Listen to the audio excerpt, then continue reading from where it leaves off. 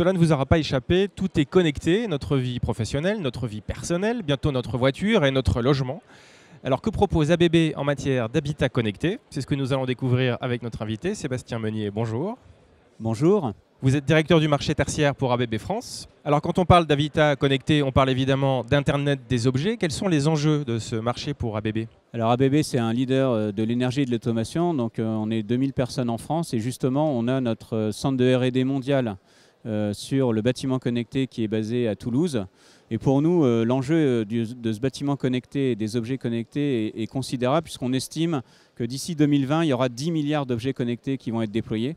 Et donc il va s'agir en fait de délivrer l'ensemble de ces objets connectés dans un objectif d'amélioration en fait de la performance de l'habitat au service des bailleurs et des occupants. Tout ce qu'on se propose de faire, c'est d'équiper le bâtiment avec une infrastructure communicante solide, de façon à ce que l'utilisateur puisse ensuite rajouter ces objets connectés et fabriquer de la valeur et des nouveaux services autour de ces nouvelles solutions.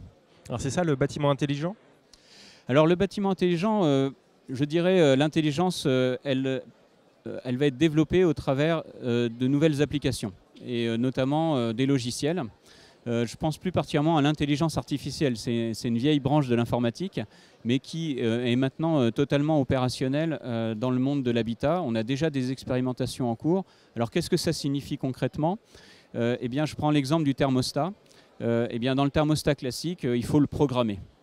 Donc on change des plages horaires et puis si jamais on part en vacances, on doit le modifier, ou si on a de la famille, on doit aussi le modifier pour tenir compte des tarifs de nuit, etc. Un thermostat intelligent, c'est quoi? C'est un thermostat en fait qu'on n'a pas besoin de programmer, qui va directement en fait s'adapter à la contrainte énergétique, parce qu'il s'agit de le faire dans un niveau de performance économique donné, mais aussi en tenant compte du désir de l'utilisateur en termes de confort. Et donc le logiciel va auto-adapter la programmation pour satisfaire cette contrainte. Alors ça, c'est une technologie en fait, qu'on se propose de délivrer au travers de l'infrastructure connectée d'ABB, mais en ajoutant un partenaire logiciel qui est spécialisé dans cette solution d'intelligence artificielle, donc qui s'appelle Ubiant, qui est une start-up basée à Lyon, et donc qui permet en fait, de délivrer ce thermostat connecté, ces logiciels avec intelligence artificielle, sur une infrastructure ouverte et connectée d'ABB. En ce sens-là, on commence à arriver dans le bâtiment intelligent. Alors cette infrastructure connectée, à quoi elle ressemble? On sait qu'il y a de multiples standards qui existent sur le marché. Est-ce que vous avez fait votre choix? Est-ce que vous créez un standard? Elle repose sur quoi? Alors nous, chez ABB, en fait, on a fait le choix de travailler sur des protocoles interopérables ouverts.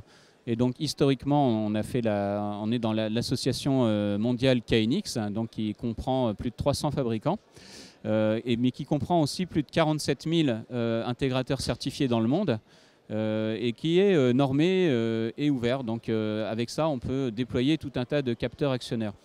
Une autre technologie qui est très intéressante pour les objets connectés, c'est InOcean. Et là, on est sur également du capteur actionnaire, mais sans fil, sans pile.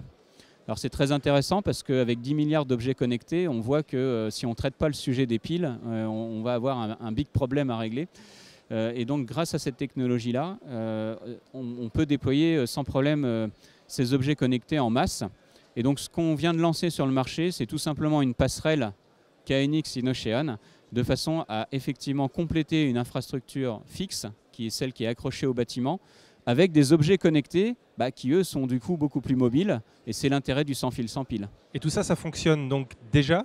Est-ce que vous pouvez partager avec nous un exemple d'application?